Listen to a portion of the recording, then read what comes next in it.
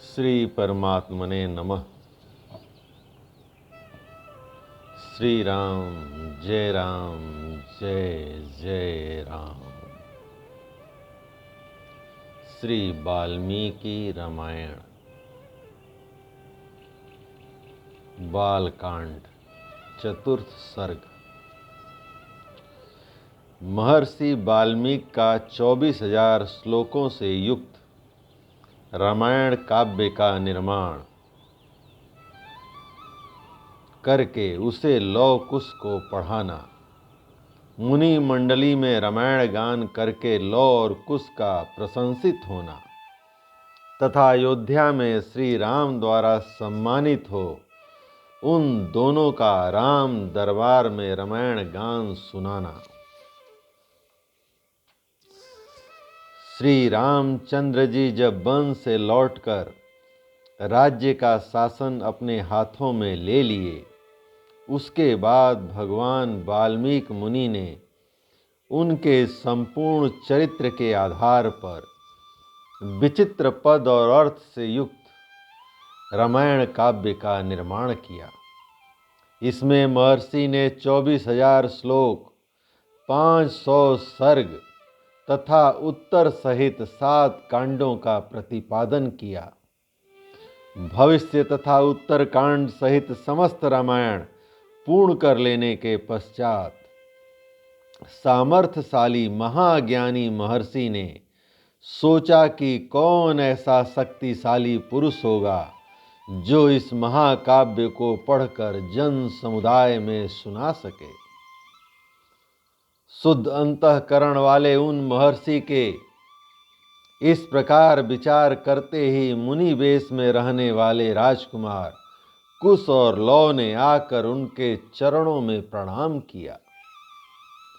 राजकुमार कुश और लौ दोनों भाई धर्म के ज्ञाता और यशस्वी थे। उनका स्वर बड़ा ही मधुर था और वे मुनि के आश्रम पर ही रहते थे। उनकी धारणा शक्ति अद्भुत थी और वे दोनों ही वेदों में पारंगत हो चुके थे।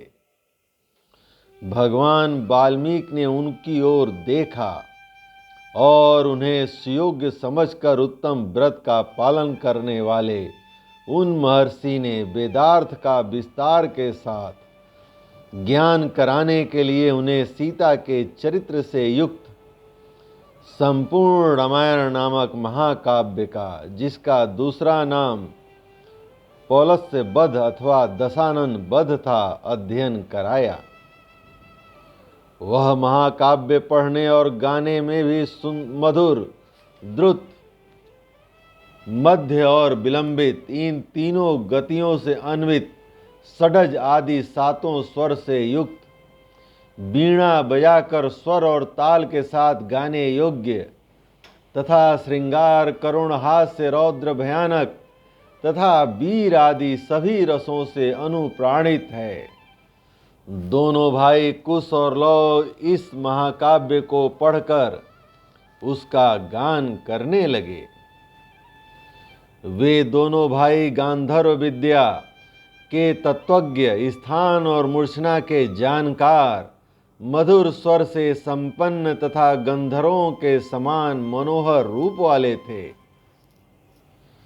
सुंदर रूप और शुभ लक्षण उनकी सहज संपत्ति थी। वे दोनों भाई बड़े मधुर स्वर से वार्तालाप करते थे और जैसे बिंब से प्रतिबिंब प्रकट होते हैं, उसी प्रकार श्री राम के शरीर से उत्पन्न हुए वे दोनों राजकुमार दूसरे युगल श्री राम ही प्रतीत होते थे। वे दोनों राजपुत्र सब लोगों की प्रशंसा के पात्र थे।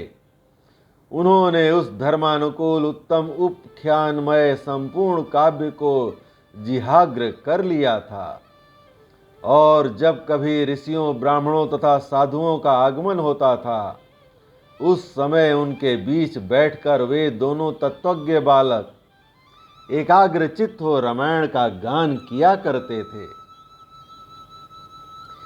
एक दिन की बात है, बहुत से शुद्ध अंतःकरण वाले महर्षियों की मंडली एकत्रित हुई उसमें महान सौभाग्यशाली तथा समस्त शुभ लक्षणों से सुशोभित महामनस्वी कुश और लौ भी उपस्थित थे। उन्होंने बीच सभा में उन महात्माओं के समीप बैठकर उस रामायण काव्य का गान किया। उसे सुनकर सभी मुनियों के नेत्रों में आंसू भर आए और वे अत्यंत विस्मय विमुग्ध होकर उन्हें साधुवाद देने लगे। मुनि धर्म वत्सल तो होते ही हैं। यह धार्मिक उपाख्यान सुनकर उन सबके मन में बड़ी प्रसन्नता हुई। वे रामायण कथा के गायक कुमार कुश और लौ की जो प्रशंसा के ही योग्य थे, इस प्रकार प्रशंसा करने लगे। ओहो, इन बालकों के गीत में कितना माधुर्य है। श्लोकों की मधुरता तो और भी अद्भुत है। यद्यपि इस काव्य में वर्णित घटना बहुत दिनों पहले हो चुकी है, तो भी इन दोनों बालकों ने इस सभा में प्रवेश करके एक साथ ऐसे सुंदर भाव से स्वर संपन्न राग युक्त मधुर गान किया है कि वे पहले की घटनाएं भी प्रत्यक्ष सी दिखाई देने लगी हैं, मानो अभी अभी आंखों के सामने घटित हो रही हों।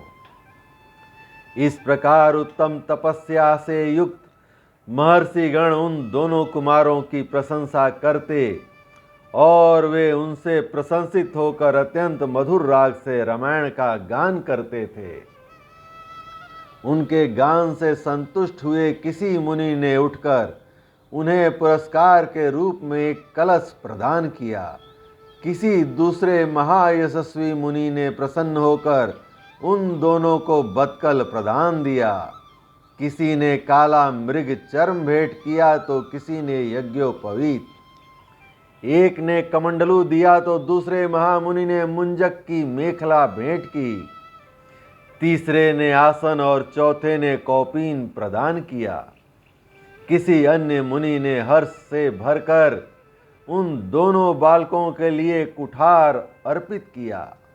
किसी ने गेरुआ वस्त्र दिया और किसी मुनि ने चीर भेंट किया। किसी दूसरे ने आनंद मग्न होकर जटा बांधने के लिए रस्सी दी तो किसी ने समिधा बांधकर लाने के लिए डोरी प्रदान की। एक ऋषि ने यज्ञ पात्र दिया तो दूसरे ने काष्ठभार समर्पित किया। किसी ने गूलर की लकड़ी का बना हुआ पीढ़ा अर्पित किया। कुछ लोग उस समय आशीर्वाद देने लगे, बच्चों, तुम दोनों का कल्याण हो। दूसरे महर्षि प्रसन्नता पूर्वक बोल उठे, तुम्हारी आयु बढ़े। इस प्रकार सभी सत्यवादी मुनियों ने उन दोनों को नाना प्रकार के वर दिए। महर्षि वाल्मीकि द्वारा वर्णित यह आश्चर्यमय काव्य परवर्ती कवियों के लिए श्रेष्ठ आधारशिला है। श्री रामचंद्र जी के संपूर्ण चरित्रों का क्रमशः वर्णन करते हुए इसकी समाप्ति की गई है। संपूर्ण गीतों के विशेषज्ञ राजकुमारों, यह काव्य आयु एवं पुष्टि प्रदान करने वाला तथा सबके कान और मन को मोहने वाला मधुर संगीत है। तुम दोनों ने बड़े सुंदर ढंग से इसका गान किया है। एक समय सर्वत्र प्रशंसित होने वाले राजकुमार कुश और लौ अयोध्या की गलियों और सड़कों पर रामायण के श्लोकों का गान करते हुए विचर रहे थे। उसी समय उनके ऊपर भरत के बड़े भाई श्री राम की दृष्टि पड़ी। उन्होंने उन समादर योग्य बंधुओं को अपने घर बुलाकर उनका यथोचित सम्मान किया। तदनंतर शत्रुओं का संहार करने वाले श्री राम सुवर्णमय दिव्य सिंहासन पर विराजमान हुए।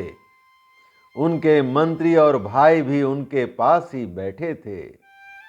उन सब के साथ सुंदर रूप वाले उन दोनों विनयशील भाइयों की ओर देखकर श्री रामचंद्र जी ने भरत, लक्ष्मण और शत्रुघ्न से कहा, ये देवता के समान तेजस्वी दोनों कुमार विचित्र अर्थ और पदों से युक्त मधुर काव्य बड़े सुंदर ढंग से गाकर सुनाते हैं।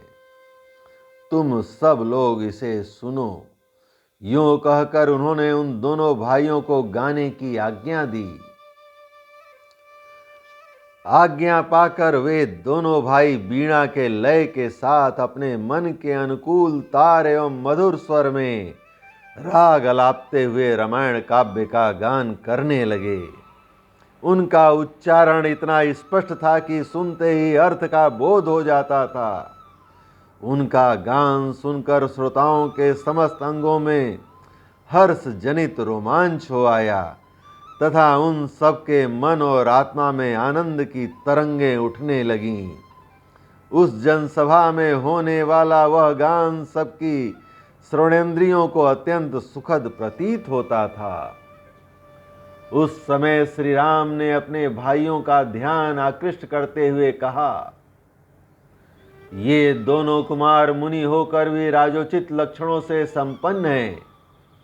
संगीत में कुशल होने के साथ ही महान तपस्वी हैं। वे जिस चरित्र का प्रबंधक काव्य गान करते हैं वह शब्दार्थ अलंकार उत्तम गुण एवं सुंदर रीति आदि से युक्त होने के कारण अत्यंत प्रभावशाली है।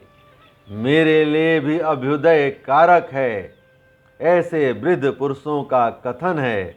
अतः तुम लोग ध्यान देकर इसे सुनो। तदंतर श्री राम की आज्ञा से प्रेरित हो वे दोनों भाई मार्ग विधान की रीति से रामायण का गान करने लगे। सभा में बैठे हुए भगवान श्री राम भी धीरे धीरे उनका गाना सुनने में तन्मय हो गए। ध्यान दें, यहाँ उन भाइयों ने मार्ग विधान की रीति से यह गायन किया था।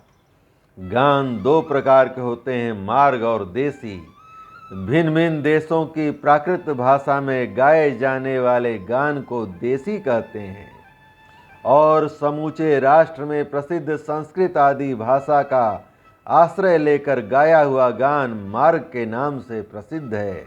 कुमार कुश और लौ संस्कृत भाषा का आश्रय लेकर इसी की रीत से गा रहे थे। इस प्रकार श्री वाल्मीकि निर्मित आर्ष रामायण आदि काव्य के बालकांड का चौथा सर्ग भगवान श्री राम की कृपा से पूरा हुआ। श्री राम जय राम, जय जय राम। श्री राम जय राम, जय जय राम।